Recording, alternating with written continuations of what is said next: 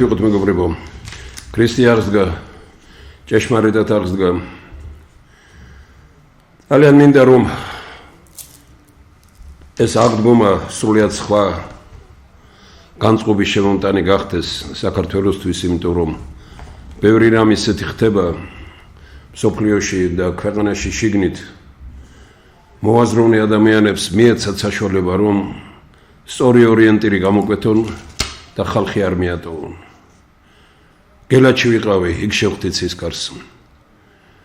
ბევრი რამ მთელი ღამის განმავლობაში 10 საათზე მივედი და დილის 8 საათზე გამოვედი გელათიდან.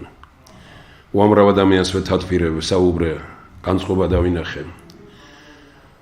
უბრალოდ დღეს აქ ბევრ რამეს ვერ შევეხები.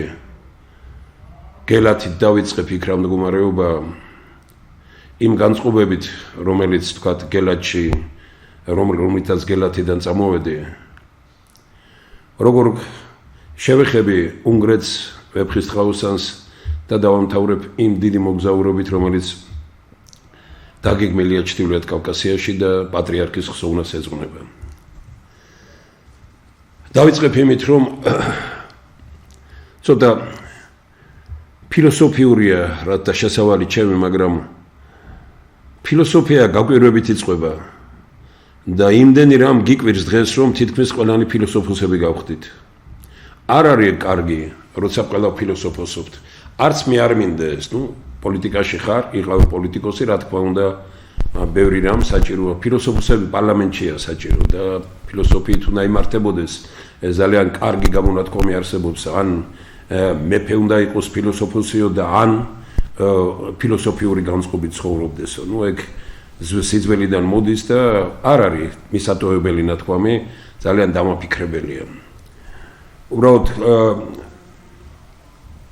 ყოველთვის თან დევს ერთი რამ, იოანე ოქროპირი, ეს საქართველოსთან დაკავშირებულია და მას აქვს უნიკალური გამონათქვამი. თავისუფლებისათვის საკუთარი სიცხლის ფასად გაგათავისუფლად ქრისტემ და ნუ იქნებით ადამიანთა მონები. უნიკალური ნათქვამია. საკუთარი სიცხლის ფასად გაგათავისუფლად ქრისტემ და ნუ იქნებით ადამიანთა მონები. ანუ ქრისტიანობაში თავიდანვე იყო ჩადებული კერპთაღვანისმცემლობა. ბრძოლა კერპთაღვანისმცემლობის წინააღმდეგ. აი ეს უნიშნულოვანესი რამ არის, მაგრამ აი თქვენ წარმოიდგინეთ, რომ 21 საუკუნეში ვარ და თავარი დასკვნა, რითაც წამოვედი გელათიდან, ამ საუბრებით, ამ განწყობით, რაც ვიყავი და დიდი ანალიზი, რომელიც მეცნიერთა კონგრესშია და რომ ნახე, რომ კი დაპირისპირება გვანგრევს, მაგრამ საიდან იწყება კერპებით, კერპთაღვანისმცემლობით იწყება ყველაფერი. ეს ერთი გამონათქვამი, რომელიც მაფიქრებდა და მეორე, რომელიც ყოველთვის ძალიან გამოკვეთილად თან დევს, ესე იგი, იყო ერთი დიდი პოეტი სილეციუსი, რომელსაც აქვს გამონათქვამი, რომ ქრისტე 1000-ში რომ დაიბადოს, დაბადებულიყო ბეთლემში, თუ შენში კიდევ ერთხელ არ დაიბადა, მაინც დაუპული ხარო. აღდგომა, შობა, ეს არის საკუთარ თავში ესე იგი ღმერთი დაბადო, ესე იგი ღმერთისადმი განწყობა ჩამოაყალიბო. რომ აღდგომა ეგ არ არის თქვათ ისეთი რამ, რომ სხლის ლანძღვაზე იფიქრო. აღდგომა არის საკუთარ თავთან დათათბირება, საკუთარ თავში გააღრმავება. აი იმისი რომ კარგია გამონათქვამია ასევე იოანე ოქროპირის ეკუთვნის, რომ ესე იგი რომ წაიქეც ის კი არ არის უბედურება, ადგომა რომ არ გინდა, ის არის უბედურებაო. ჩვენ გვიჭირს იმის აღიარება, რომ წავიქეცით. ყველა ხელისუფლება ლაპარაკობს, რომ სასწაულს ახდენს ქვეყანაში. სინამდვილეში აქცევს ქვეყანას და წაქცეულს ტოვებს ქვეყანას. და მეორე რომ მოვა, ის უკვე ლაპარაკობს იმას, რომ წააქცია წინა. მაგრამ ის წინა არ ლაპარაკობდა ამის თაობაზე. ჩვენ ხომ მომავალში ვაანალიზებთ ესე იგი წარსულის შეცდომებს და არა თუ მაშინ ხვდები პოლიტიკა რა არის, იმ წუთშივე უნდა შეაფასო ყველაფერი ეს და აი ამიტომ ძალიან ბევრი რამ, რომელიც ესე იგი თან გდევს ამსეთი შეხვედრების დროს და გელათი მაინც სხვა საფიქრალის აღმძვრელია. ეს რეალურად ბიბლიური ადგილია. ბიბლიური ადგილია გელათი. და გელათი დღეს იმ მდგომარეობაშია, როგორც შეხვალ ცრემლით იწყებ და გამოდიხარ ცრემლით იწყებ. კატასტროფა, ესე იგი, როგორი რა, ну, ესე იგი, აი, ხანდახან ფიქრობ იმას, რომ ჯობს რომ არ ნახო. აი ესეთი მდგომარეობაა იქ. ეხლა ვინმე იტყვის, რომ აი რა ქნა მეტი აქამდე როგორ მივიყვანეთ ხალხო. მაგრამ თქვენ ვინ აგებთ პასუხს იმაზე, რომ გელათი აქამდე მივიდა. იგი აი ასეთი რამ იყო ძნელი პერიოდები გელათის თვითონ გელათის ტაძრის ისტორიაში, მაგრამ ასეთ მდგომარეობაში არასდროს ვაშენებთ ახალ ტაძრებს და მივატოვეთ ძველი. ეხლა გვიჯდება 10ჯერ და 15ჯერ მეტი ვიდრე ნებისმიერი ტაძარი რომ ავაშენეთ ქვეყანაში. მაგრამ რომ დავამთავრებთ გელათს, ის არ იქნება მაინც ის გელათი, იმიტომ რომ გელათი ფრესკა იყო. ფრესკა. გელათი იყო ის, რაც კედლებზე იყო. ეს იყო ესე იგი პრაქტიკულად ისტორია ჩვენი, აი ბიბლიური ისტორია იყო მოცემული ამაზე. ყველაფერი რაღაც წარმოუდგენელი რამეები იყო. აი თუნდაც სიმდაბლით ამაღლება, სულ საუბრობდი ამის თაობაზე და ვამბობდი ვინასწავლის საქართველოს დემოკრატიას, მეთქი რომ დავით აღმაშენებელი მეფე, რომელიც ახოვანი იყო და მაღალი იყო ყველაზე, მაგრამ როდესაც ის ფრესკაზია გამოსაკული, ყველა ერთ სიმაღლეზეა. მას ფესვები აქვს, ძირსა მეტი, მიწაშია მეტი სიღრმით, თორე ისე რეალურად ამას ქვია სიმდაბლით ამაღლებული ადამიანი. ყველაფერი მიტოვებულია ქვეყანაში, აი იმასაც ქვია უდიდესი სიბრძნე ბიბლიური სიმდაბლით ამაღლება. სიმდაბლით უნდა ამაღლდე. თანამდებობა არ ამაღლებს ადამიანს, ადამიანი ამაღლებს თანამდებობას. 30-40 წელია ყველა ვინც კი თანამდებობაზე მიდის ამცირებს თანამდებობას. რატომ? იმიტომ რომ იმის ტოლფასი არ არის, რომელიც ეკუთვნის მას და როდესაც არ ხარ იმის ტოლფასი, რაზეც მიდი შენ კი ვერ ზრდი იმ თანამდებობას, არამედ ამცირებ და გამონათქვამი ნახეთ როგორია. თანამდებობა არ ამაღლებს ადამიანს, ადამიანი ამაღლებს თანამდებობას. ბევრი რამ, რაც აი მინდოდა მეთქვა და ნუ ეხლა მე ძალიან ფილოსოფიური არ მინდა გამომივიდეს იმიტომ რომ ეს დიდი სიბრძნეა და ამიტომ ამას სხვა საუბარი, სხვა განწყობა, სხვა გამოცდილება ჭირდება და სხვა წიგნიერება ჭირდება ამ სიტყვის პირდაპირი გაგებით. მაგრამ აი ვიმეორებ რომ თუ ფილოსოფია გაკვირვებით იწყება, იმდენი რამ გიკვირს რომ ყველა ფილოსოფოსო დღეს ამ ქვეყანაში და ეგ ვერ გეტყვით რომ კარგია. ქვეყანაში სადაც პოლიტიკით დაკავებულია 20-30%-ზე მეტი, ის ქვეყანა გრევის პროცესშია.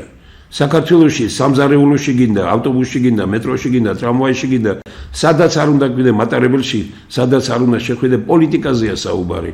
უბანში იკრიბებიან თუ გარეთ ყველგან პოლიტიკაზეა საუბარი. იყო პერიოდი, როდესაც ვთქვათ უფრო სხვა სასაუბრო თემები იყო. ეხლა უკვე მხოლოდ ეს გახდა, პოლიტიკა გახდა თავარი თემა და ვერ გეტყვით რომ სწორად აანალიზდება ყველაფერი. მე ამ რამდენიმე ხნის წინ უბანი სადაც ცხოვრობ, კონსტანტინე გამსახურდიას ქუჩა, ესე იგი ქუთაისის და გარეუბანია, ძალიან კარგი ხალხი ცხოვრობს, ძალიან საინტერესო ადამიანები და ჩვენი გვარი ამ უბნის როგორც კი დაიწყო ამ შექმნა პირველი მოსახლეობა იქ რომ გადმოვიდნენ ფარსანაყანებიდან, საყულიიდან და ამ შემდგომ აი პირველთა შორის ვიყავით 300 წელზე მეტია ჩვენი ოჯახი იქ ცხოვრობს სწორედ იმ ფუძეზე, სადაც მე ვარ და როცა საუბრობდი ამ დღეებში მეზობლებთან, ახლობლებთან, ესეც საუბარი წავიდა იმაზე, რომ ყოველ მეხუთე ეზოში თუ საშუალოდ იყო ერთი მანქანა. ეხლა ერთ ეზოში 5 მანქანაა, მაგრამ სულიერება და გამახსენდა უყებოდი ადამიანებს გამახსენდა ერთხელ თავრობის ხტომაზე საკითხი იხილებოდა რომ ესე იგი დიდ ფეხბურთელს ასათიანს შემოქონდა მაშინ სპორტ კომიტეტის თავმჯდომარე იყო მანქანების დაბეგრვა და იყო ესე რომ ახალი მანქანა უფრო მეტად იბეგრებოდა ვიდრე ძველი და ძველი პრაქტიკულად არ იბეგრებოდა და მე თავრობის ხტომაზე ვთქვი ესეთი რამ რომ რატო აკეთებთ ამას ჯობია რომ ახალი დავეგრა ნულთან იყოს, არ იყოს რომ ახალ ადამიანებს შეეძლოთ, ვისაც აქვს სურვილი რომ ახალი მანქანა შემოიყვანონ და ძველი რაც შეიძლება მეტად დაუბეგროთ, იმ თავისთავად იაფად ყიდულობენ მეთქი და ну ესე იგი რაღაც გამოხატა მაშინ პრეზიდენტმა გარკვეული მხარდაჭერა და როგორც ჩანს ამან ძალიან გააღიზიანა ბევრი ვინმე არა მარტო შიგნით, არამედ გარეთ ვერ გეტყვით ახლა იმასაც მეუბნებია რომ პირდაპირ ეთერში რამდენიმე სახელმწიფო წარმომადგენელი თავრობის ხდომას უყურებდა, მაგრამ მე ვიხსენებ ახლა იმ საუბარს, რომელიც 3-4 წლის წინ ცოტა იქეთ შეიძლება ეკონომიკური მრჩეველი იყო ამერიკის შეერთებულ შტატებში და მან მითხრა რომ პრობლემებს გვიქმნიდიო და რა პრობლემა იყო, აი ერთი პრობლემა და მოყვა ეს ახლა სხვებზეც იყო საუბარი, მაგრამ მხოლოდ ამას ვიტყვი. ერთ პრობლემაო, აი თქვენ რომ გამოდით რომ მე ერთი კვირა ჩვენ ვცდილობდით რომ შევხედოდით პრეზიდენტს, რომ გვეთქვა რომ ეს არ გაეკეთებიაო, იმიტომ რომ გარკვეული მხარდაჭერა გააკეთა. კი, მაგრამ რატომ მეთქი? პოზიციაო სწორი იყო შენიო, მაგრამ მე ჩვენო რომ მივედით პრეზიდენტს უთხარითო რომ არც თქვენთვისაა კარგი რომ ის რასაც გთავაზობ თქვენ თემურ შაშიაშვილი და არც ჩვენთვისაა კარგიო. ხო და მე დავიწყე და თქვენთვის რატო არ იყო მეთქი კარგი და ჩვენთვის იმიტომ რომ ჩვენ ამდენი მანქანები ევროპასა და ამერიკაში აი სად უნდა საქართველოსდან იყიდებოდა თელს აი ამ ნაწილშიო და ამიტომ პრაქტიკულად ჩვენ შიხში 100,000 200,000 მანქანა იყიდებოდა წარმოგიდგენია თქვენ წლის განმავლობაში და ესენი იყო პრაქტიკულად ნავარიები წლების მანქანები და იყიდებოდა აქეთ. ნუ კარგი მე ვთხარი თქვენთვის ეს ნუ გამოვიდა რომ თქვენთვის მიუღებელი მანქანების სასაფლაო გახდა საქართველოს მეთქი, მაგრამ აი ჩვენთვის პრეზიდენტს რა უთხარით, თქვენს რატო არის კარგი? დააკვირდით რა უთხრეს. ესე იგი რაც მეც ეყოლება მანქანა, მით ნაკლები იქნება პოლიტიკური აქტივობაო.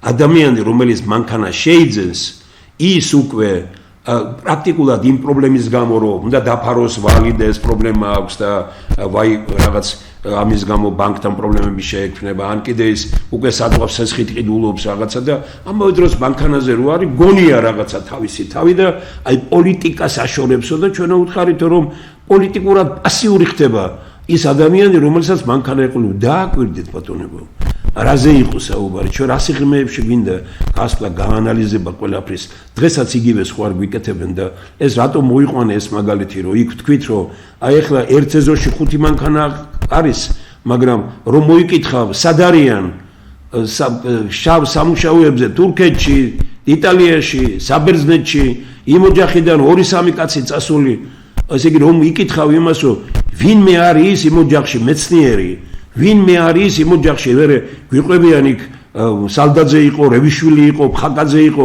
ახალგაზრდები რომლებიც გენიალური აი ფიზიკა მათემატიკის სკოლებში სწავლობდნენ და რაღაც ვეუბნები რომ აი ასე ხო ყავდა უბანში 7-8 კაცი იყო ისეთი რომელიც გამორჩეული იყო, ხომ თქვათ მეცნიერების ხაზით ერთს ვერ ასახელებენ დღეს.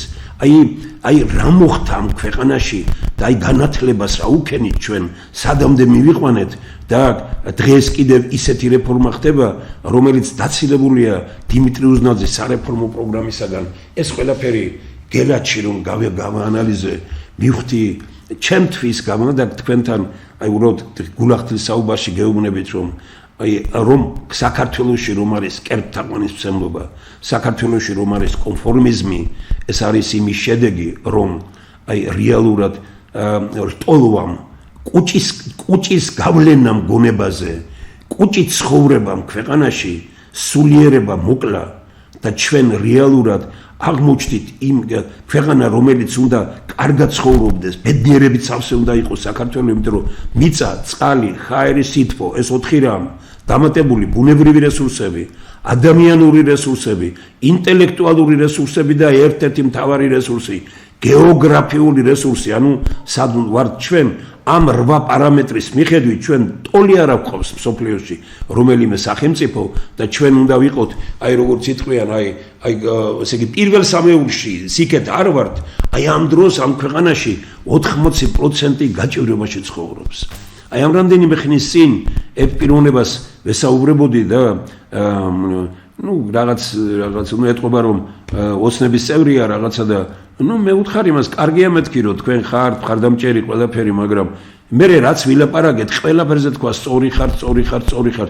თუ ყველაფერი ეს სწორია, მიდით და უთხარით იქ შიგნით, ხო ხართ თქვენ ხელოვანი ხართ, ძალიან სერიოზული და საერთოდ მეთქი უთხარი რომ ინტელიგენცია არასდროს არ ყოფილა ინტელიგენცია ისეთი საჭირო ქვეყნისთვის ეროვნული განწყობით, როგორიც დღეს არის მეთქი.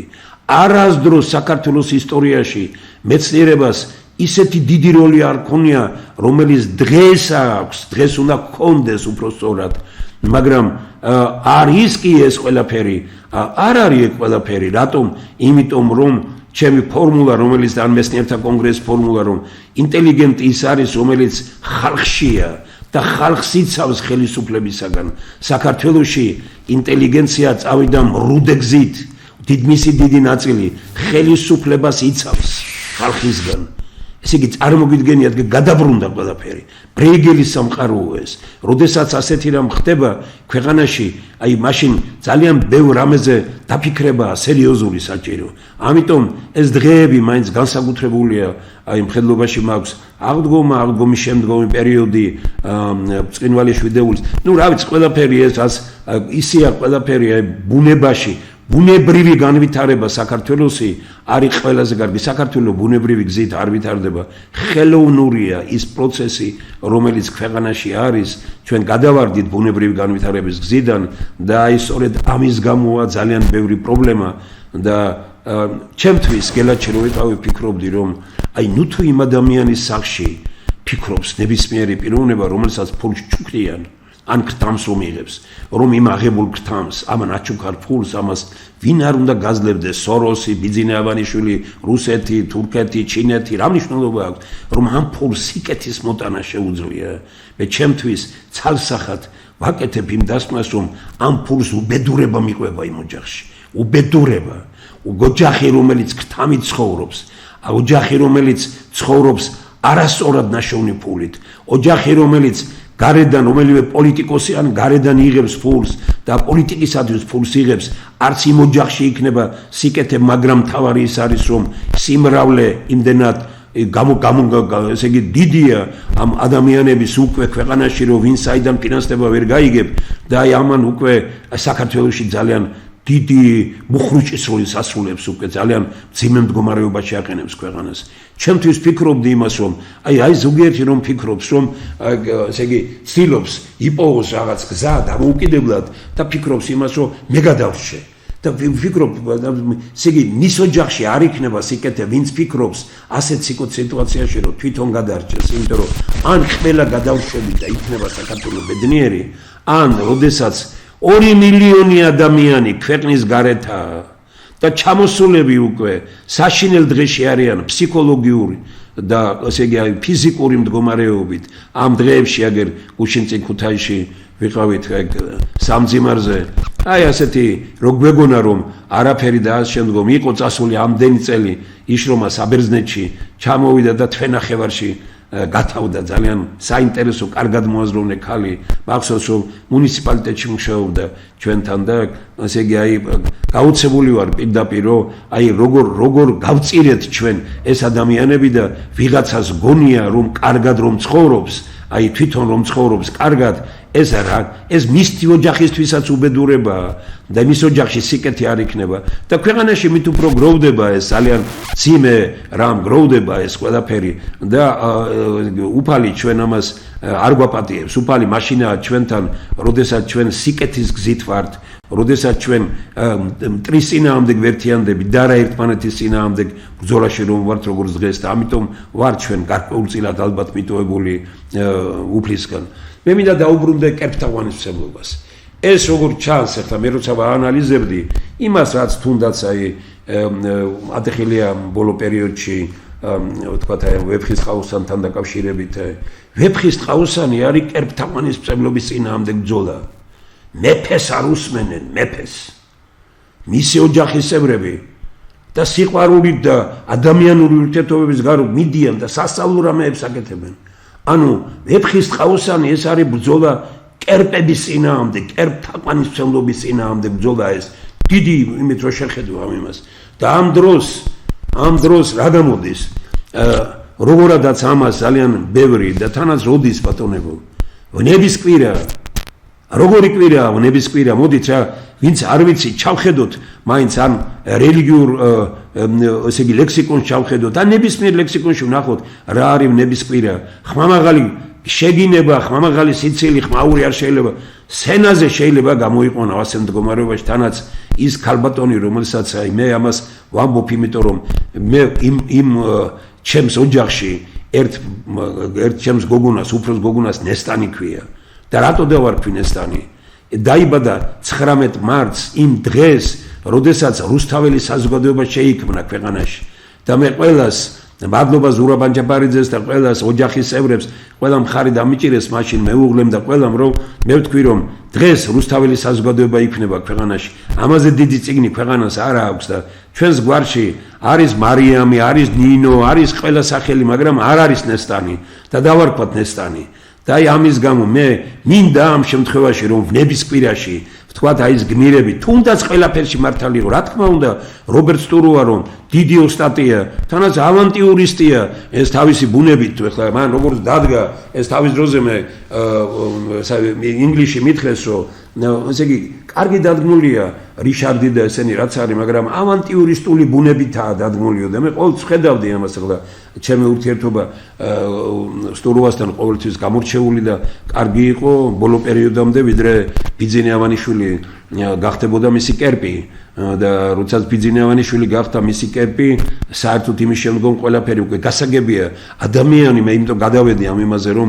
კერპით რომ ცხოვრობს ადამიანი და კერპთაღვანისმცემელი დღეს ვინც არ უნდა იყო ბიძინას ოჯახის წევრი რომ ხარ და ბიძინე ავანიშვილის იცავ თავგამოდებით მას კი არ უნდა იცავდე ბიძინე ავანიშვილი უნდა იქცეოდეს ისე რომ ყველას ჰქონდეს კეთილი განწყობა მის მიმართ და არა იმას რომ დაცვა ჭირდებოდეს და როდესაც შენ რობერტ სტურუა იცავ ბიძინა ივანიშვილს და მისი ფული ცხოვრობ მისი იმით და რაღაც და შემდგომ უკვე მე ძალიან დიდი ხანია რობერტ სტურუას სპექტაკლზე აღარ მივდივარ და აღარ მივდივარ იმის გამო რომ კერპთაღვანის მცემელთან უკვე აღარ მინდა ამის იმით უფრო რომ მისი წინაპრები ბოლშევიზმით იყვნენ დატვირთულები მაგრამ ბევრი ასეთი რამ მათ არ უკადრიათ და ესე იგი აღმოჩნდა რომ თითქოს ებრძოდა იმ წარსულს თავისი წინაპრების წარსულს მაგრამ თვითონ უფრო დიდი ბოლშევიკი აღმოჩნდა ისე გააკეთა ყველაფერი ეს ნუ და ამიტომ მე აღარ მინდა მეტი გავაგზავნო ამ იმაზე ესე იგი ვამბობ ერთ რამეს ვეფხი მართლაც უნიკალური ეს ჩვენთვის უნიკალური პოემა კიდევ ერთხელ გაგახსენებთ ბატონებო რომ ამერიკელებმა ჩაატარეს გამოკვლევა 46,000 ინტელექტუალს მთელი მსოფლიოს მასშტაბით ერთი შეკითხვა დაუსვეს ვინ არის ყველა დროის ყველაზე საუკეთესო პოეტი შოთა რუსთაველი აღმოჩნდა პირველი ეს ხო ვებერთელერ ამ არის შოთა რუსთაველი პირველი და მეორე ვაჟა-ფშაველა მესამეზე ვერავინ და მეოთხეზე არის დოსტოევსკი თქვენ წარმოიდგინეთ მსოფლიოს 46,000-მა ინტელექტუალმა და ჩვენ საქართველოში როგორ ვექცევით და როგორ ვექცევით როდის ვნების კვირაში სცენა უჭირავს სიშიშვლეს სიბილწეს ბევრი ისეთ რამეს რომელიც შეიძლება ოსტატურად გააკეთო ყველაფერი მაგრამ მე რა მინდა აი მარტო ამაზე კი არ არის საუბარი მე რამაც შემძრა ესე იგი ვინც ბიძინა ივანიშვილის კერპით ცხოვრობს ყველა მხარს უჭერს რობერტ სტურუას მე ისეთი ადამიანები ვნახე რომლებიც აი ამ შემთხვევაში რობერტ სტურუას მხარეს დადგნენ აი მე გარწმუნებ თქვენ რომ აი ეს ადამიანები რომ არ იყვნენ ბიძინას მხარდამჭერები ესე იგი ამოდებდნენ მიწაში მას მაგრამ აი ეხლა როგორ აი ესე იგი როგორ ეს ბიძინას მხარდამჭერია რობერტ სტურუა და რადგან ბიძინას მხარდამჭერია მეც ხო ბიძინას მხარდამჭერი ვარ როდემდე ბატონებო ეს კერპთაღვანისმცემლობით როდემდე ასე ცხოვრება კერპთაღვანისმცემლები იყვნენ ნაციონალურ მოძრაობაში და კერპად აქციეს ესე იგი სააკაშვილი და პრაქტიკულად დაღუპეს ისიც კერპთაღვანისმცემლებმა დაღუპეს შევარდნაძე ხმამაღლა ვამბობ რომ ერთი ვინმე ნახოს რომ მე შევარდნაძეზე ოდესმე როცა გუბერნატორი ვიყავი ვამბობ კარგს მაგრამ ამას არ ვებძოდი ამას ეს ისე არ უნდა გაიგო რომ მე რაღაც თითქოს ვებძოდი კი ბევრი ხვიდა ამას მაგრამ ესე იგი, აი კერპად ხოყავდათ ქცეული Ედვარდ ამბროსოვიჩი, ერთ წუთში 5 ჯერ ეტყოდნენ. ის ადამიანები მე როდესაც აღარ არის უკვე ცოცხალი და გამოდიან, ესე იგი, აი ამ ესე იგი აბსოლუტურად ჩემთვის მიუღებელ გადაცემაში ხვიჩიასთან, იმიტომ რომ ხალხი ლაპარაკობს იქ ტყუილს. ერთი შეკითხვა მაინც ხო უნდა დაუსვას ხვიჩია მათ რომ აი ეხლა ამას ვლაპარაკობ, ოდესმე გითქვამს როცა იმ დროს, როდესაც პრეზიდენტი იყო, თქვა შევარდნაძე არა, მაშინ არ უთქვამს. აი ეხლა როცა ცოცხალი არ არის, ლამის ესე იგი სასაული ესენი, მაშინ კერპთაყვანისმცემელი იყო. კერპთაყვანისმცემელი ამით არის უბედურება. ყველა კერპთაყვანისმცემელი უბედურება გახდება ბიძინა ავანიშვილის, იმიტომ რომ როცა ვინც კი დაწერს რაიმე შემდგომში, გარკვეული პერიოდის შემდგომ, დღესმა დიდხანს აცოცხლოს და დიდხანს იყოს, მაგრამ როცა დაწერს ამას, ისაუბრებს უკვე ისეთ რამეებს, რომ თვალხილზე დაგვიდგება. მაგრამ უკვე გვიან იქნება ყველაფერი ეს. აი ამიტომ ვამბობ რომ ჩემთვის არაფერი გასაკვირი არ არის რობერტ სტურუამ რაც გააკეთა. არ არის, ოდნავ არ არის ბატონებო გასაკვირი, იმიტომ რომ ის ავანტიურისტული ბუნების კაცია, ეს ერთი და მეორე კერპთაყვანისმცემელია. მას ძალიან კარგი განწყობა ჰქონდა შევარდნაძის მიმართ, მის მიმართ არ ჰქონდა კარგი განწყობა გამსახურდიას თორე რომ ქონებოდა დარწმუნებული ვარ, ესე იგი ისიც ამას იქაც ამასაც გამოიყენებდა და ვერც იტყვით ახლა ხელისუფალი რომელმაც მის მიმართ კეთილი განწყობა გამოიჩინა, ჯერჯერობით მე ორი ვიცი, ედუარდ შევარდნაძე და ბიძინა ავანიშვილი. ორივეს მიმართ ძალიან კეთილი განწყობით არის და განსაკუთრებით ბიძინა ავანიშვილის მიმართ. ესე იგი ეს იმიტომ რომ შევარდნაძეს ასეთი ფულით და ამით დახმარება არ შეეძლო. ხო და აი აქ ახლა უკვე გეუბნებით რა, ნუ რაღაც წარმოუდგენელი, მაგრამ ერთი რამ მინდა ვთქვა ყველასთვის, აი გენიოსი იყო მართლაც შოთა რუსთაველი, როგორ აქვს ნათქვამი, ჯერ ყვავი რომ ვარც აიშოვის, თავი ბულბული გონია, მაგრამ ამაზე უფრო ძლიერია დღევანდელ დღესაც შეესაბამება მოყვარე მტერი ყოვლისა მტერთაგან უფრო მტერია. კიდევ ერთხელ გავიმეორებ, მართლაც გენიალურია. მოყვარე მტერი ყოვლისა მტერთაგან უფრო მტერია. ეს არის სწორედ ჩვენ რო ვამბობთ ურაპატრიოტიზმი. ურაპატრიოტიზმი ბევრ რამეში ძალიან ცუდად ვლინდება. აქ ორი რამ იყრის თავს ერთმანეთთან. ის რომ ებრძოლო იმას, რაც დიდი სიმაღლეებია, იმიტომ რომ აქ ჩვენ დღეს ყავს ხალხი და არიან ასეთი იმად არ აწუხებს გელათში რა ხდება. მაგრამ მისთვის სამებაა მთავარი. მაგრამ გელათი არ არის მთავარი. არ აგვეშენებია სამება და გადაგვერჩინა, გძეგი ძალიან მაღალ დონეზე გაგვეკეთებია ყველა ტაძარი, რომელიც ეკუთვნის საუკუნეებს და ასეთი ტაძრები როგორიც გინდათ, სიონი გინდათ, ესე იგი ანჩისხატში რა მდგომარეობა, აბსოლუტურად სიძველისადმი, აგერ ბაგრატი, გელათი, ასე არ დაგომახეჯებია ყველაფერი.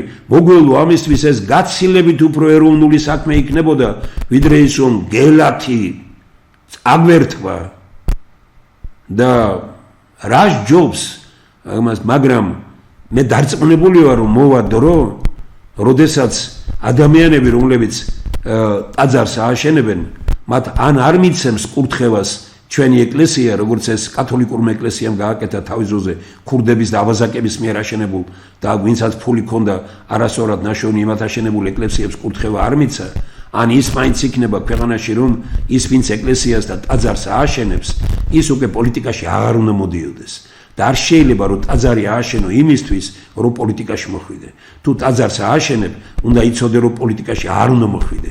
პატივი უნდა მიაგო ამას, რომ აი ამ ესე იმით მე რა შემეძლო, როდესაც დავით აღმაშენებლის ძეგლი დაიდგა, არ არის ხლეს ისეთი ისა, მაგრამ როცა შემომთავაზეს, რომ პირველი ნომერი ყოფილიყავი იმ პერიოდში და იმის მე ვთქვი, რომ მე დავით აღმაშენებლის იუბილე, იმიტომ არ ჩაგვიტარებია ჩვენ ქუთაისში და ქალაქის იუბილე, რომ სიის პირველი ნომერი ვიყო და შემდგომ, როდესაც ბაგრატის ტაძრის 1000 წლის თავის და მსოფლიო პატრიარქი და რაღაც დიდი ზეიმი შედგა, მაშინაც შემოთავაზეს, რომ პირველი ნომერი ყოფილიყავი, მაგრამ თქვი, რომ მე ამას არ ვიკადრებ, იმიტომ რომ ბაგრატის ტაძრის 1000 წლის თავი, იმიტომ არ აღვინიშნია, რომ მე პოლიტიკური სიის პირველი ნომერი ყოფილიყავი. მე ასე ვცხოვრობ, მე ასე მინდა რომ გავაგზავნოს. მე არ მინდა ის რომ რაღაც აი რელიგიური რა მე ამ დღეებში ერთ-ერთ ძალიან ჩემთვის საყვარელ პიროვნებასთან მომიწია რაც ესეთი საუბარი და არ მინდა რომ ეს საუბარი გაგრძელდეს შემდგომში, იმიტომ რომ მე არ მინდა რომ 21 საუკუნეში ჩვენ 21 საუკუნის დეკამერონი დავწეროთ, იმიტომ რომ მე ვიცი ჩემზე რა გააკეთა დეკამერონმა. მე რო არ წამეკითხა ის მე-5, მე-6, მე-7 კლასში ძალიან ადვილად საკითხავი იყო და ეს ხელიდან ხელში გადადიოდა ეს ციგნი.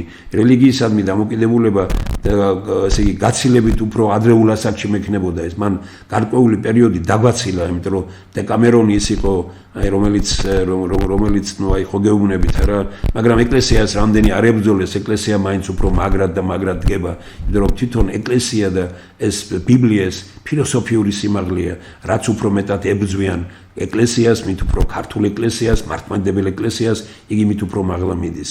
ამიტომ ბრძოლა მიდის ყველა ფრონტზე, იმით რომ ვიღაცა რომელიც თქვათ ამით დადის რაღაც წარმოუდგენელი მანქანებით დადის და სიმდიდრეში ცხოვრობს, იმითაც ებრძვის ვიღაცა თქვათ სხვა მომენტებით რაღაცაებით ვიღაცა იმით რომ ააშენა ტაძარი და უკვე დეპუტატობა უნდა, უკვე ხელისუფლებაში მოსვლა უნდა, ყველაფერი ამით. მე დარწმუნებული ვარ რომ ნელ-ნელა ესენი ალბათ მოვა ის თაობაც უნდა იყოს დღესაც ეს განწყობა უნდა მიდიოდეს და იქნება ძალიან კარგი. მე არ მინდა ხლა ამ საკითხებში კიდევ უფრო მეტად გავღრმავდე და არც მინდა სხვანაირად ვისაუბრო. კიდევ ერთხელ ვიმეორებ რომ კერპთაყვანის მცემლობა არის უბედურება. კერპთაყვანის მცემელი მეცნიერი, კერპთაყვანის მცემელი ინტელიგენტი ეს ავანტიურისტ პოლიტიკოსზე უარესია დღეს.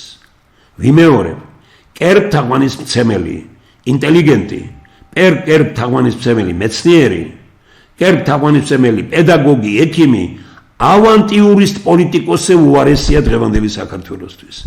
ყველაზე დიდი თუ გინდა შენ იყო საქართველოს შვილი ნამდვილი, კერპები უნდა მოსპო, უნდა დაანგრიო, უნდა გაანადგურო საკუთარ თავში. კერპები ცხოვრება, ეს არის დანაშაულებრივი ცხოვრება. ეს კარპები ცხოვრება, არც შენს ოჯახს, არც ქვეყანას არავის არ ადგება. ეს ყველაფერს ანგრევს. კერპები ცხოვრება, ვიღაცისთვის კერპი, ესე იგი, სტალინი იყო, ვიღაცისთვის კერპი, გამსახურდია იყო, ვიღაცისთვის კერპი, შევარდნაძე იყო, ვიღაცისთვის კერპი, სააკაშვილი იყო, ვიღაცისთვის კერპი, იყო და არის ბიძინა ივანიშვილი, ვიმეორებ რომ აი საერთოდ არც ერთი რო არ იმსახურებს თუ ისინი თვითონ დიდები იყვნენ, თვითონ უნდა ებრძოლათ კერპთაყვანისმცემლების წინააღმდეგ და მეტი პატივი უნდა ეცათ იმათთვის, ვინც არ იყვნენ კერპთაყვანისმცემლები. ყველაზე დიდი სიმდიდრე საქართველოსი თავისუფალი ადამიანია. ადამიანი თავისუფალია მისი პასუხისმგებლობის ფარგლებში, თქვა დიდმა ამერიკელმა მწერალმა ფოლკნერმა, მისი პასუხისმგებლობის ფარგლებში. ინტელიგენტის პასუხისმგებლობა, მეცნიერის პასუხისმგებლობა დღეს აი რაღაც წარმოუდგენელია და მე ამიტომ ეს მინდა დღეს ამას ვამბობთ, ეს მაინც დღეს სხვა დღეა, დღეს ქართული ენის დღეა. უშინწინ მუხრან ბაჭავარიანის დაბადების დღე იყო. ქართული მარტო ენაა, როგორ მაგრათა მოსმათ, ქართული მარტო ენაა, ქართულ რწმენა, ღმერთია, ბედისწერა, ზღვაროა, იმოდენა.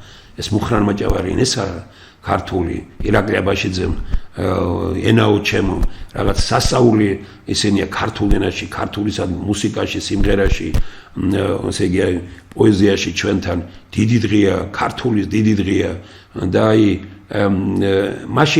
მაშინ გარკვეულწილად გაუჭირდა, მაგრამ ინტელიგენცია მაინც მოერია საკუთარ თავს და დადგა ქართულ ენასთან.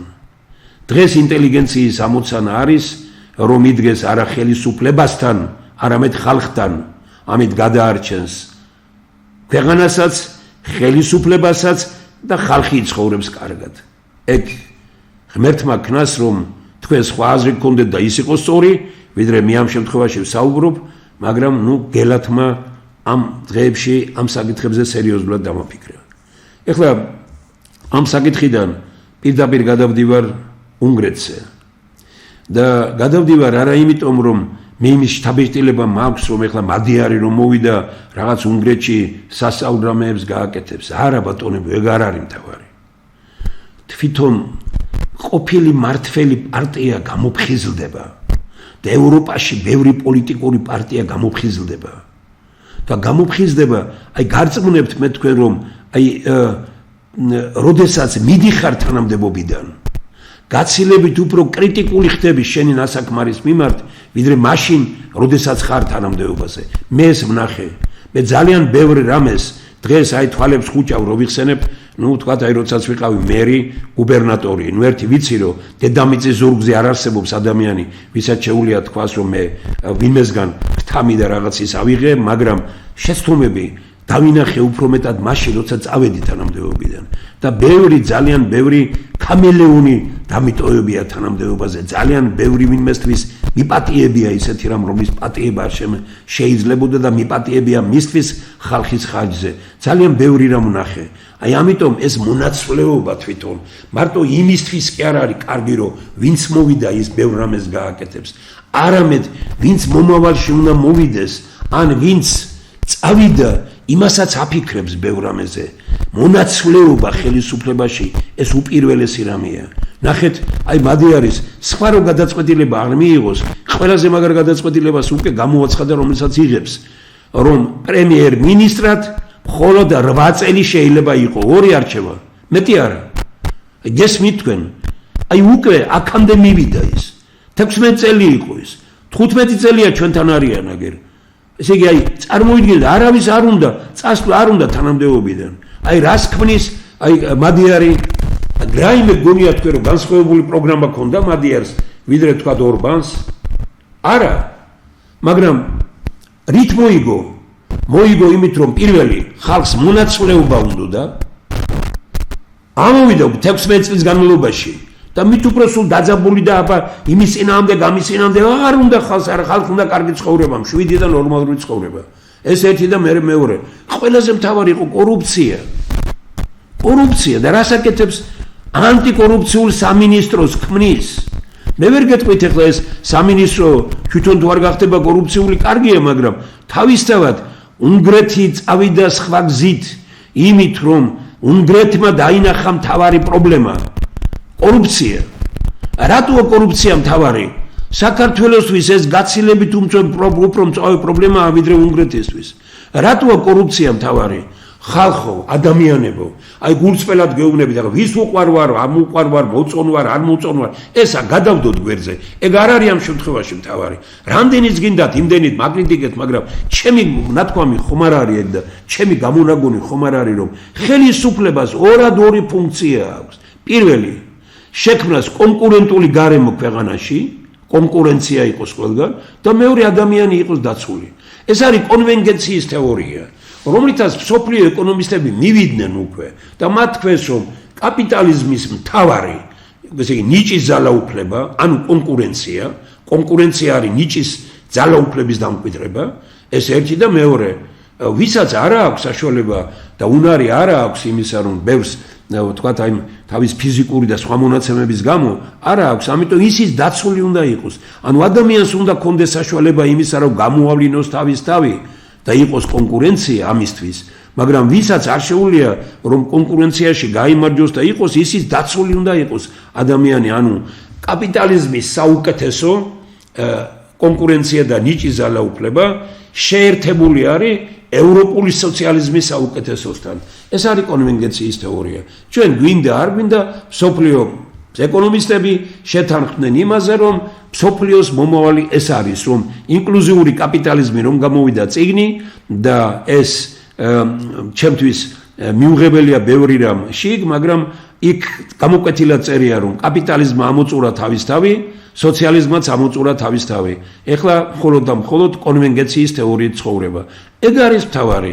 სხვათა შორის მithkomს და გავიმეორებ, რომ ზვიად გამსახურდია, როდესაც ჩვენი შეხვედრა შედგა და მან მიკითხამე რომ რა არის ისეთი რომელიც თქვათ შეგიძლია აი ახალ ხელისუფლებას უთხრა კარგიო რომ გარეთ ვიყავი ესე იგი საქართველოს გარეთ სწავლობდიო მე მას უთხარი რომ აი კონვენციის თეორიები აღმოჩნდა რომ ჩემზე უკეთესად იცოდა და 1-2 კვირის შემდგომ მე არ ვამბობ რომ მე გავახსენე 1-2 კვირის შემდგომ გამოვიდა და პარლამენტის ტრიბუნიდან თქვა, რომ საქართველოს მომავალი ეს არის კონვენციის თეორიით ცხოვრებაო და წამოუხდნენ თავისიანებივე და უთხრეს, რომ ეს სოციალიზმი, კონვენციის თეორია არ არის სოციალიზმი, მაგრამ ნუ ეხლა იმათ არ იცოდნენ ეს და ესე იგი, რადგან ზვიად გამსახურდია თქვა, რომ დაცული ადამიანი და ევროპული სოციალიზმი ახსენა, ამათ ატყდა მთელი ამბავი დარბაზში და აი იმან გამოყო ძალიან დიდი გუნდი, ამიტომ აქვს განათლებას დიდი მნიშვნელობა და პოლიტიკურ განათლებას, პოლიტიკურად განათლებული ხალხი რომ ყოლებოდა,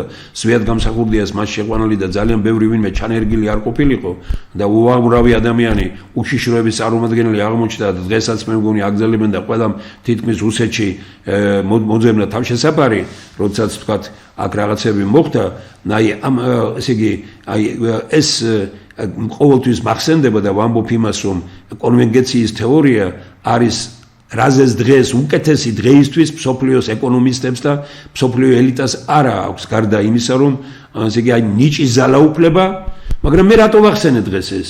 ვახსენე ერთი რამის გამო. თუ ხელისუფლებას ორი ფუნქცია აქვს და ეს პირველი ფუნქცია ეგ არის ის, რომ ესე იგი იყოს კონკურენცია, კონკურენციის მტერი არის კორუფცია და ნეპოტიზმი. სადაც არის კორუფცია, სადაც არის ნეპოტიზმი, იქ გამორიცხულია კონკურენცია. ამიტომ საქართველოში ხელისუფლების მთავარი ფუნქცია დამოუკიდებლობის აღდგენის შემდგომ, განსაკუთრებით 92 წლის შემდგომ, საერთოდ მკვდარია ეს ფორმულა, კონკურენციის ფორმულა. იმიტომ რომ მოვიდა კაცი, მოდის თელი ნათესაობით, მოდის მეგობრებით, მოვიდა თანამდებობაზე, უნდა გამდიდდეს ყველა. აი ახლა ვიღაცას გონია, რომ კორუფციის წინააღმდეგ ბრძოლა იყო ცოტა ხნის წინ. ერთი კორუფციული კლანი შეიცვალა მეორე კორუფციული კლანით. და ისიც კი გაბედა დღევანდელმა უშიშროების მინისტრმა, რომ თურმე მისი ესე იგიავლადიდება რაც გააჩნია, ეს უკვე არ უნდა იყოს ცნობილი და არ უნდა იდოს იმაში, რომ რას ფლობს და რისი მფლობელია, რა ქონება გააჩნია. დეკლარაცია თურმე არ უნდა შეავსოს. ნუ აქამდე მივედით უკვე. ესე რას მალავ ეს გაუგრე რა მოტივით შეიძლება ეს იყოს? ნებით უფრო მე ვარ ის პიროვნება, რომელიც 97 წლიდან წერ ამას, დღესაც ვაქვეყნებ ყოველთვის და ვამბობ, რომ ესე იგი ხელისუფლებაში რომ მოდის ადამიანი, ხელისუფლებიდან რო წავა, იმაზე ნაკლებით უნდა წავიდეს, ვითაც მოვიდა. და აქ საქართველოში მოდიან კალოშებით და მიდიან სასახლეებით, არა მარტო საქართველოში, არამედ ქვეყნის გარეთ. ვიდრე ქვეყანაში არ იქნება ხელისუფლება, რომელიც იცხოვრებს ხალხის ცხოვრებით და იცხოვრებს ფორმულით. გაგვამდიდროთ ხალხი და გავმდიდრდეთ ჩვენც და არა ისო გავმდიდრდეთ ჩვენ და გავაღარიბოთ ხალხი. დღეს არის ფორმულა, გავაღარიბოთ ყველა და გავმდიდრდეთ ჩვენ ხელისუფლება. აი ესაა დღეს ფორმულა. თქვენ ვერც კი წარმოგიდგენიათ, როდესაც აკადემიკოსი თვლის იმას, რომ რა ბედნიერებაა, რომ 4 და 5000 ლარი აქვს და რომ ეუბნები, რომ 15000 ლარი აქვს დეპუტატს, რა გიხარია? რომ საბჭოთა კავშირის დროსაც კი აკადემიის პრეზიდენტი რომ იყო მუსხელიშვილი ვეკოა, მისი ხელფასი ყველაზე მაღალი იყო საქართველოში, რომ 5000 ლარი აქვს რკინიგზაში უშიშროებიდან და 1000 ადგილებიდან გადაყვანილ ხალხს, ადამიანებს, რომლებსაც გამოიყვანეს იქიდან და მებრძოლი გუნდი ჯარი შექმნეს, 400-500 კაცია, რომელიც არაფერს არ აკეთებს, 5000 ლარს იღებს, იმაზე მეც ვიდრე აკადემიის პრეზიდენტი და აკადემიკოსი. ეს ქვეყანა არ არის ბატონებო. ეს ქვეყანა არ არის ამაზე დიდი კორუფცია რა უნდა იყოს. ყველა სამინისტროში არის, ყველა სამინისტროს ხაზით არის 300-400 კაცი, რომელიც საჭიროების დროს დგება იქ, ფულს იღებს, 3-4-500 ლარს იღებს, არაფერს არ აკეთებს, მაგრამ საჭირო რო გახდება, გამოვა და დადგება როგორც წესდარიგია. ეს რა უბედურებაა ეს. ამაზე დიდი კორუფცია გინახავთ.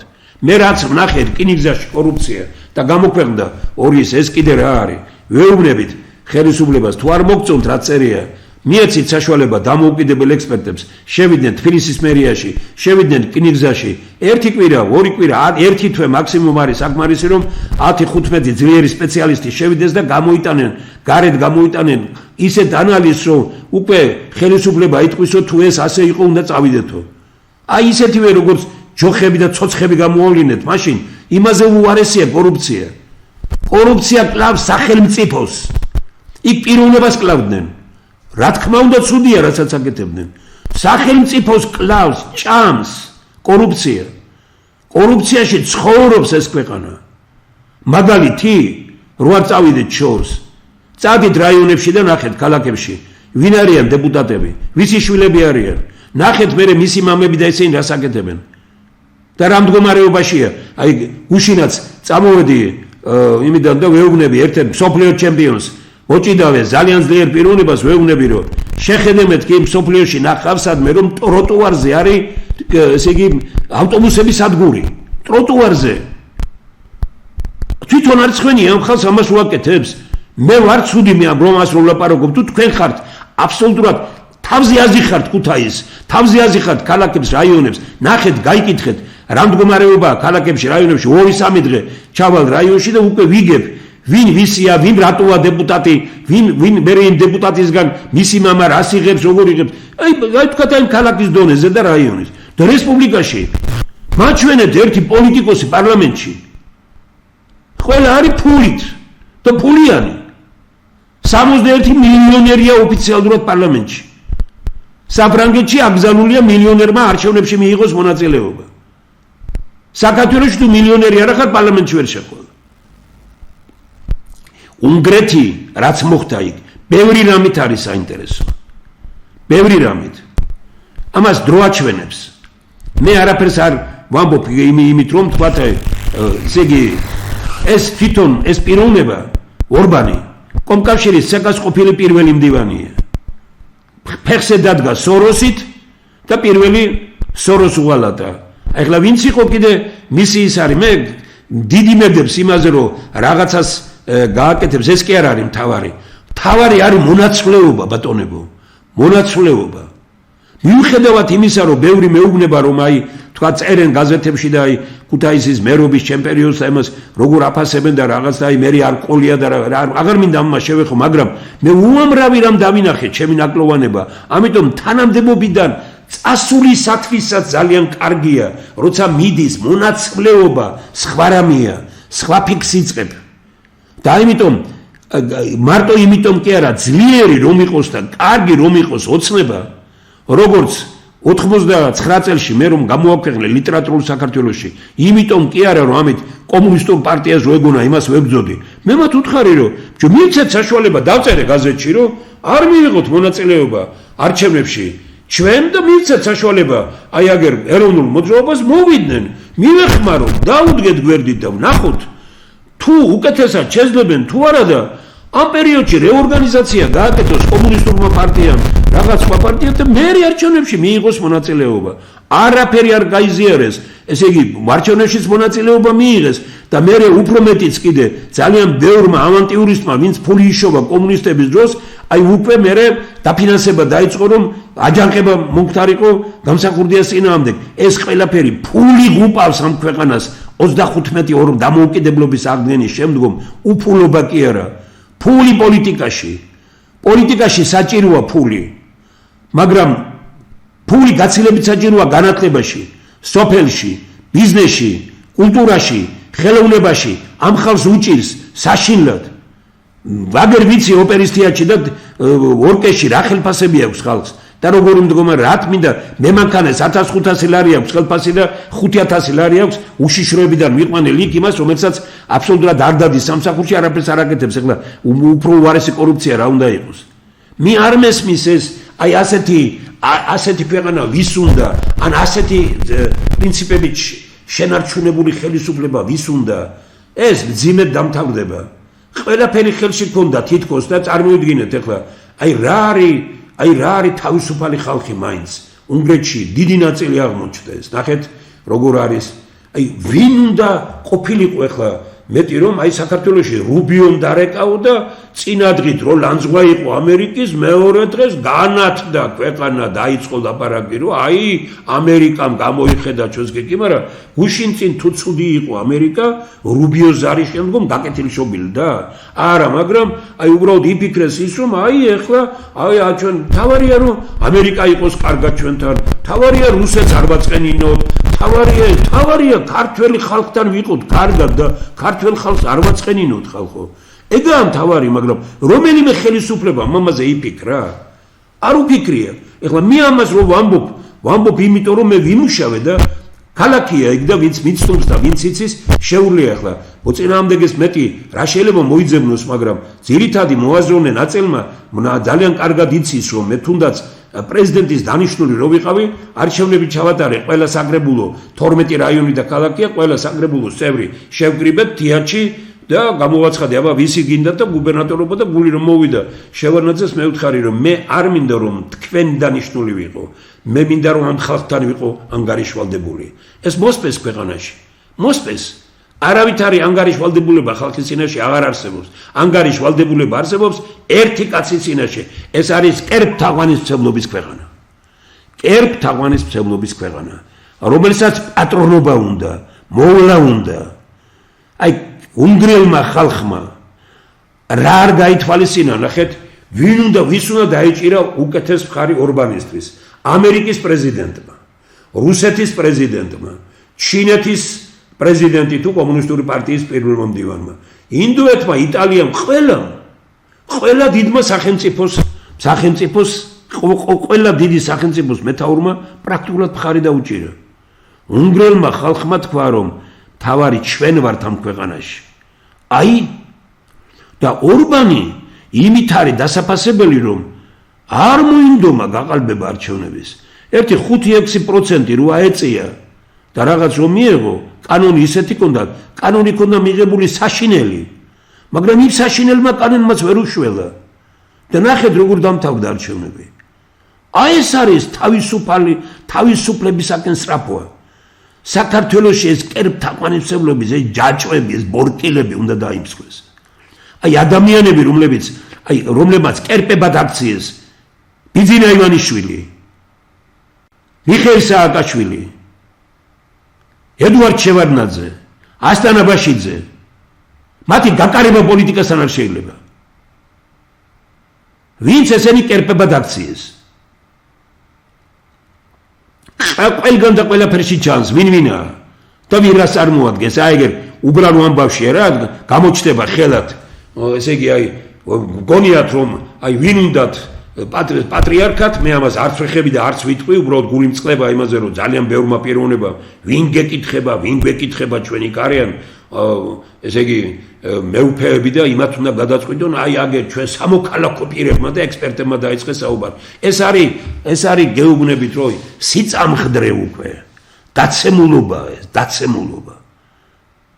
მე არ მინდა ვთქვა რომ დაცემულობა ხო არის ჯერ ახლოსაა ზნედაცემულობასთან მაგრამ დაცემულობა ნამდვილად არის ეხლა ბოლო ნაწილი რომელსაც მინდა და მოკლედ იწყება დიდი მოგზაურობა რომელიც დაკავშირებულია ეძღვნება პატრიარქის ხსოვნას და ამავე დროს ერთიან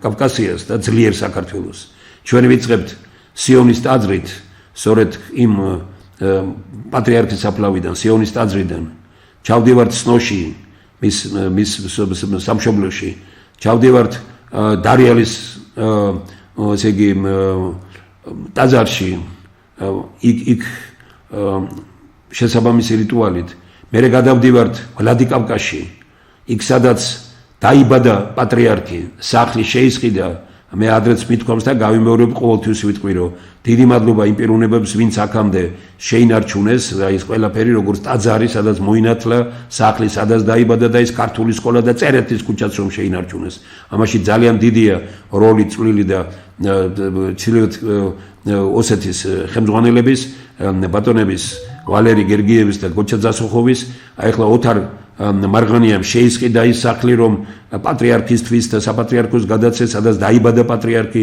მიდის ძალიან სერიოზული სამუშაოები ეკლესიის აღდგენისთვის სასაული რამ არის ჩვენ ამ ადგილებში ვიქნებით მე იქიდან ვნახავთ აი განსაკუთრებულს მინდა შევეხო რომ თითქმის ყველა რესპუბლიკაში ჩრდილოეთ კავკასიის იმიტომ რომ პატრიარქი ერთიან კავკასიაზე ძალიან სერიოზულად საუბრობდა და მე პირად საუბრებში არაერთგზის უთქვამს ჩვენ ერთმანეთთან თუ დაპირისპირება გვექნება ამას გამოიყენებენ მტრები ზოგი ერთის მხარეს ზოგი მეორეს მხარეს ეს იქნება ძალიან ცუდი რამ და ამიტომ ეს არ უნდა გავაკეთოთო აი ამიტომ ჩვენ ვაპირებთ რომ სადაც რაჭა-ლეჩხუმლები ლობჟანიძეების ძალიან პეტრე ლობჟანიძე თავკაცობით იქ შენდება წმინდა ნინოს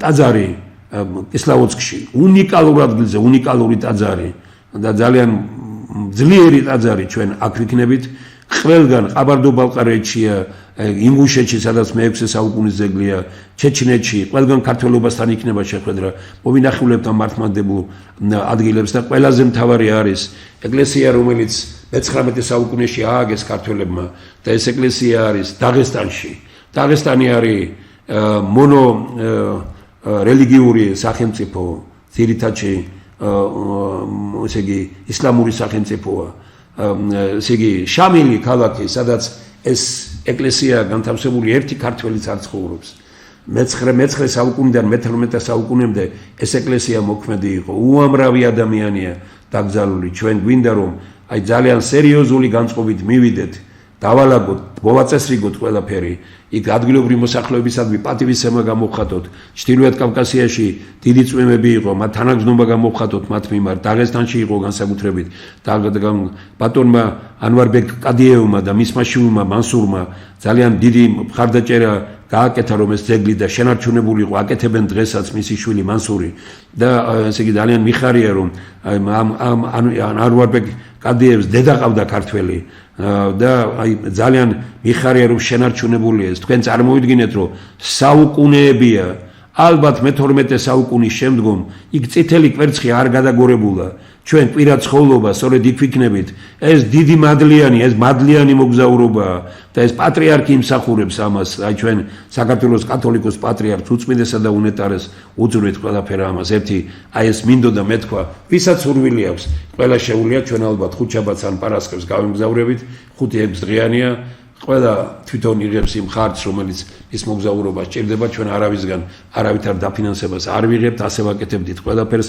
დრო მოდის ქვეყანაში როდესაც დიდარს კი არ უნდა ებრძოლო დიდარი ბედნიერებაა მაგრამ ვინც ფული იშოვნა სწორად ფულს მაშინ აქვს ძალა როდესაც იგი ზნეობრივი და ჭკვიანი ადამიანის ხელშია მე ვეჭვობ რომ საქართველოში ასეთები არიან ვეჭვობ ღმერთმა ქნას რომ მე ამაში ვცდებოდი და ბოლო ჩემი განცხადება არის ერთი რომ 26 არის 26 მაისია საუბარი ჩვენ ვაპირებთ რომ დიდი შეკრება გავაკეთოთ ინტელიგენციის წარმომადგენლები ხალხის მიერ დასახელებული ეროვნული თანხმობის პარლამენტი რომ ქვია აი იქ და ეს ორი იდეა გამოვიტანოთ ამ დიდ შეკრებაზე ეროვნული თანხმობის პარლამენტის იდეა და ეროვნულ სახელმწიფოებრივი დოქტრინა მოგმართავთ ყველას ვისაც იცნობთ სხვადასხვა პარტიებში მიაწოდეთ ხმა უთხარით რომ აი ჯერ ერთი ყველა ტელევიზიაში ვისაც სადაც შეგელიათ მიეხმარეთ და მოგვეხმარეთ და უთხარით რომ რა არის ამაზე არაფერს არ ვითხოვთ ესე იგი საქართველოს მოსახლეობისთვის გვათქმევინეთ ტელევიზიებო დემოკრატიულს უმეძახით საკუთარ თავს და ემსახურებით ზოგი ოცნებას და ზოგი ნაციონალურ მოძრაობას და კიდე ზოგი ათასნაირ პარტიებს ის მაინც გააკეთეთ რომ გვათქმევინეთ საქართველოს მოსახლეობისთვის რა არის ეროვნულ სახელმწიფოებრივი დოქტრინა და რა არის ეროვნული თანხმობის პარლამენტი მე გარწმუნებ თქვენ იმას რომ საქართველოს მოსახლეობა ამას ყველაფერს დაუჭერს მხარს ვაქციოთ 26 რიცხვი სწორედ ამ ორი დიდი დოკუმენტის წარდგენის დღე მთელი საქართველოსთვის ვიღაც ტელევიზიამ პირდაპირ გადაცემა რომ გააკეთოს იქნება ბედნიერება ანუ ჩვენ ამ დღეს ვაკეთებთ სწორედ იმას რასაც ქვია ეროვნული თანხმობის პარლამენტის იდეა ხელისუფლების იდეა უთხრათ მთელ საქართველოს და მოგვეხმარონ ტელევიზიები მოვიდნენ პარტიები მოусმინონ მეცნიერებს და მეორე ეროვნულ სახელმწიფოებრივი დოქტრინა კიდევ ერთხელ ქრისტიანსგა დიდი დღეა დღეს ქართული ენის დღე და ვიყოთ მაგრად ვიყოთ ძლიერად ვიყოთ იმედიანად ვიყოთ ბატონებო იმედიანად ჩვენ შეგვიძლია ის რომ ეს ქვეყანა იყოს ყველაზე წარმატებული ქვეყანა და ამ ქვეყანაში ბედნიერებით სავსე ცხოვრება იყოს და არა მონურ-მორშვილი და კერპთაყვანისმცემლობითი და ესე იგი ვიმეორებ რომ კონფორმიზმი რომ ფიქრობ საკუთარ თავზე და მანქანა რო გყავს შენ გორია რა შენია სამყარო არის შენი როდესაც შენ საქართველოა ძლიერი მაშინ ხარ ძლიერი ყველა გენეტიკური კოდის მიხედვით ყველა კვლევის მიხედვით ყველაფერი პრაქტიკულად საქართველოსთან კავკასიიდან იწყება დავდგეთ ყველაფერზე მაღლა კუჭზე მაღლა გონებით ვიცხოვროთ გონებით და არა კუჭით გონებისმიერი საქართველო იქნება ძლიერი. ეს ინტელექტუალური საქართველოა. ამიტომ ჭირდება ამ ქვეყანას ინტელექტუალური რევოლუცია. ქრისტე აღსდგა, ჭეშმარიტად აღსდგა, მაგრად ვიყოთ, ძლიერად ვიყოთ. დიდი მადლობა.